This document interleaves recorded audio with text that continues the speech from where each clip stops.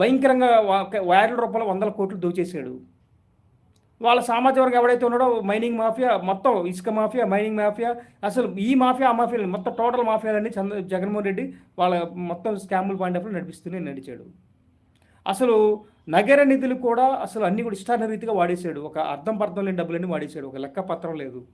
ఎస్టీకి అలాగే మైనార్టీకి సంబంధించిన నిధులు కూడా విచ్చలవిడిగా వాడేశాడు. దానికి ఒక లెక్క పత్రం లేకుండా వాడేశాడు. జగన్మోహన్ రెడ్డి 5 సంవత్సరాల కాలంలో ఏం పీకడానికి ఉన్నారు? ఏం పీకలా. బటన్ నొక్కాను, నేను చేశాను అభివృద్ధి అన్నాడు. ఏ ముఖం పెట్టుకొని ఆంధ్రప్రదేశ్లో ఇప్పుడు జగన్మోహన్ రెడ్డి తిరుగుతాడు? ఏ వర్గాలకు న్యాయం చేశాడని చెప్పి జగన్మోహన్ రెడ్డి మార్గం పెట్టుకుంటాడు? ఒక ఎమ్మెల్యేకి గెలిచి వీడు అసెంబ్లీలో అడుగుపెట్టల. ఇవాళ అచ్చెన్నాయుడు అన్నాను, ఈయన టార్గెట్ పెట్టుకున్నాడు. అంటే చంద్రబాబు నాయుడు సామాజిక వర్గం అని చెప్పి టార్గెట్లు పెట్టుకొని వాళ్ళని ఎంటబడి వేధించాడు. ఆ ఎంటబడి వేధించిన దాంట్లో కూడా ఇవాళ అయ్యన్న పాత్రుడు ఇవాళ ఒక